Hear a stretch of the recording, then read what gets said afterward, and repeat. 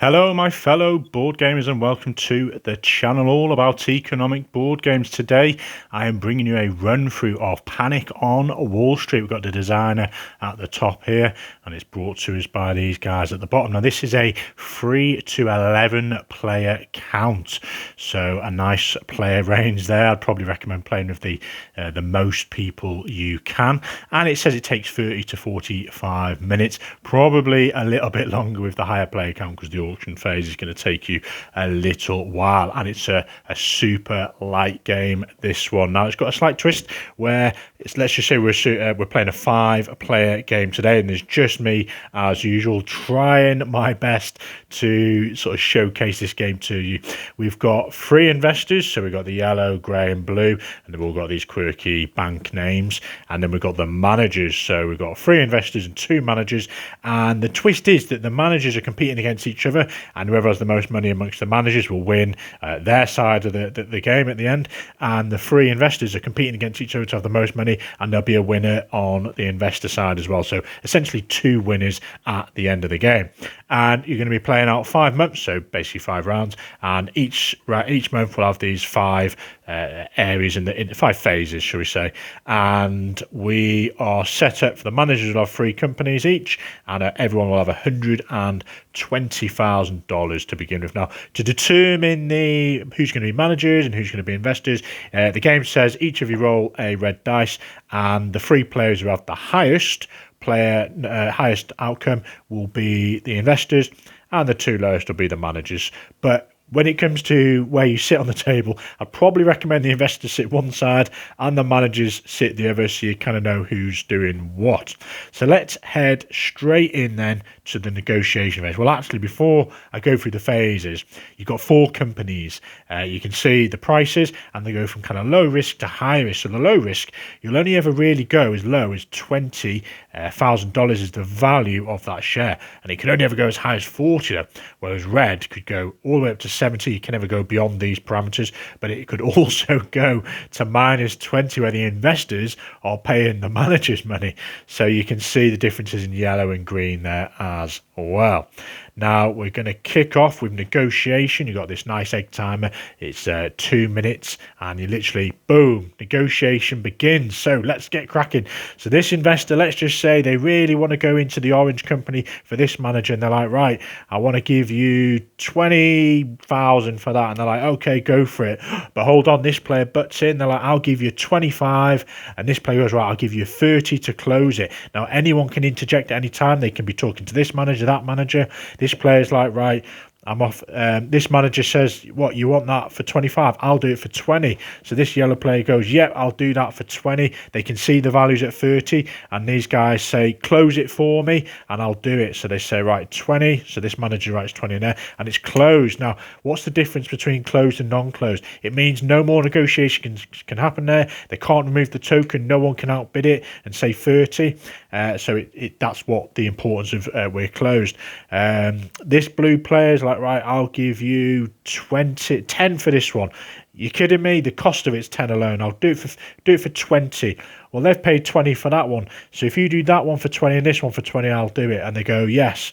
And the yellow player's thinking, oh, I wish I had a butt in there. So they go 20 on that one. And the blues have got it closed. Now, it doesn't always have to be closed. Yellow could go, right, this red one, I'll give you 25. And they go, yeah, we'll do that. Because they're only going to make 5 at the moment, but it's open. And then, oh, we're nearly running out of time. This grey player goes, right, I want this red share.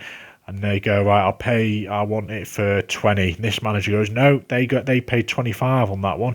I want 30. And this player goes, the manager goes, I'll do it for 30.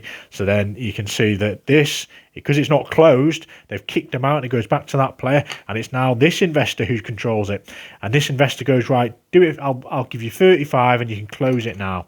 So then they rub out this one, and it's 35, and this player's frantically on, I'll have a deal, I'll take it for 10 quickly, I just need money. So they go 10, and they've the time's up, and let's just say they were mid-negotiation for this green one with the blue player. It doesn't matter unless your counter's on there and the amount is written. Then you've missed out on the negotiation phase. So you got to be quick, right? And that was a lot of hard work. So negotiation is done. That should just take you 2 minutes. Over to investor income then. So before you do that, you're going to roll these 4 dice and adjust accordingly. So +1 on the blue, +2 on the green. Oh, a very good round this time. +2 and +3 on the red. So that is literally what you do just before the investor income. Now the investors get paid their money from the share, the companies and the shares they're investing. I should say you can only ever put 1 token on here, and it's probably best to work manager by manager. So this manager goes right, the yellow player, and this is when you can kind of turn them over from closed to open as well. So yellow player is going to get 40 for this share. So we go over to the bank. Where are we? 20s. So yellow's got 40 for that. Blue has got 60 for that one. Madness. So you can see already they've acquired 60 for it, and they only paid 10 because these guys, as a last minute, quick deal, they were like, "I'll give me anything, I'll give you 10 for it." So who was that? That was blue. So they've got 60. These guys, 2 blue, have paid out. We've got 40 for the yellow, and we got 30 for the blue. So that's 70. There we are. I'll try not to take too long on doing all this. That's blue. And then the grey one only had the 1, and that was 60 payout for the grey. And sorry if I make a mistake with the money. It's kind of difficult managing all this. Who was that? That was the grey, wasn't it? So you can see who's made money here and there. That one was left open. So you've done the investor income. Now over to manager income. So the managers are going, right, yellows, you got to pay up this amount here, 20. So yellow gets some money and they pay it to the manager. Blues, I want my 10 for that one. Let's see what they've got here. We've got 20. We'll break that up for 2 10s. There we are. And these guys, blues, owe me 40. So they've got 40 to pay. Hopefully we've got some. Now we're going to have to break that one. There we are. So what do we say? 40. So they get that one. And then the greys are going to pay them 35. Should have broken up these denominations a little bit more than I did. Where are we? 20, 2 10s and 2 5s will do the job. So they're going to pay 35 to these guys, and then they get the 15. That was great. So you've done the manager income. They've got their money. That's how they get money. But then the managers have to pay their costs. So each company is 10k. So irrelevant if an investor was there or not. So you can see why you quickly want to get one in at the end, because at least you break even. So they're going to pay 30k to the bank. There we are for your costs. And these guys are equally 30k. And then you go over to the auction. So depending on how many players you've got, you multiply it by 2. So we've got 2 players, 2 managers, should I say. Times 2 is 4. And you then deduct 1, so that's 3. So you've got this massive stack here. And you literally, hopefully one of the investors wants to be the auctioneer. They take 3 of them, reveal the top one. So let's do this. And we've got a blue company in the auction. These guys are like 10, 15, 20. Now, bear in mind, you're looking at what the value is here. It can only ever really go up to 40, and you've got the cost of 10k for the upkeep. And if you ever haven't got the money to do that, you can sell the company for 5k, it says in the rules. So actually 20 is probably outrageous for this. They're going to say 15. You can't detract it, but these guys have, let's just say, got it for 15. So they pay 15 to the bank. I'm not really going to mess around with the money too much. Let's just assume they paid the 15. Next one comes up for auction. It's a green one. These guys say, what should we say? It's valued at 40, 10, 15. Yep, yours for 15. Let's try and squeeze these in. They pay the money to the bank. Last one is another blue. They're all in the blues, and maybe they want to monopolise that. These guys, they go 10 just a cheeky offer. These guys go 15 and they get it for 15. And again, they would pay their money to the bank.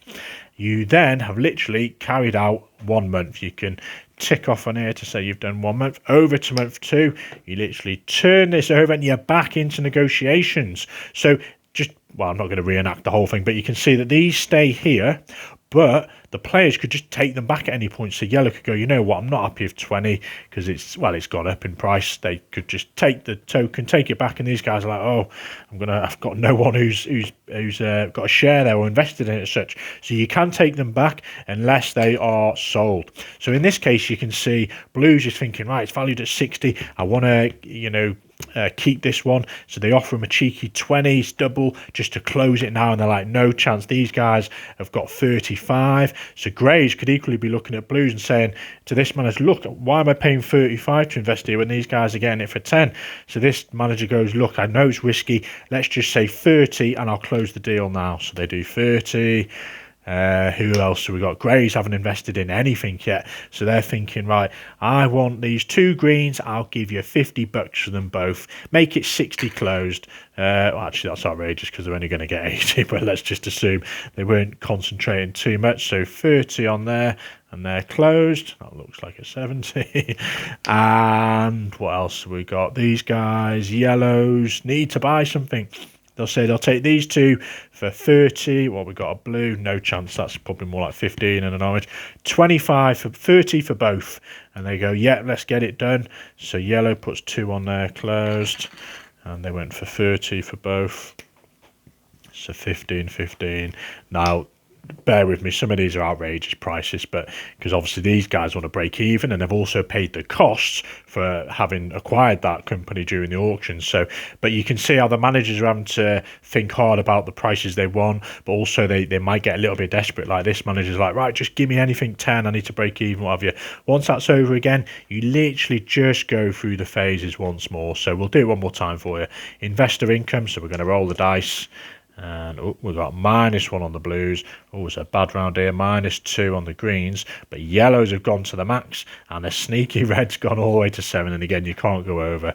So we've got the investor income, should I say. So we turn all these over.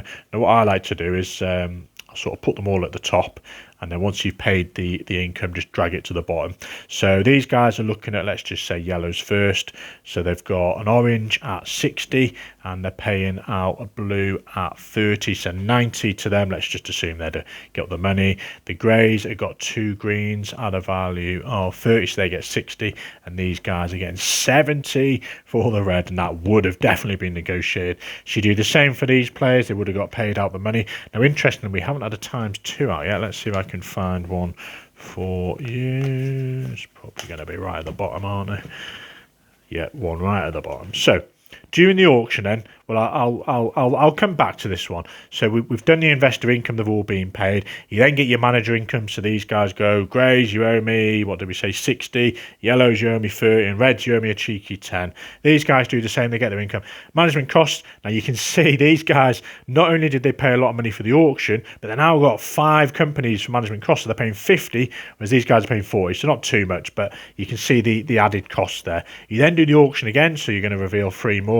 And let's just assume this blue came out first. Now, what this one does is a ×2. So let's just say this company acquired it for 30 or something.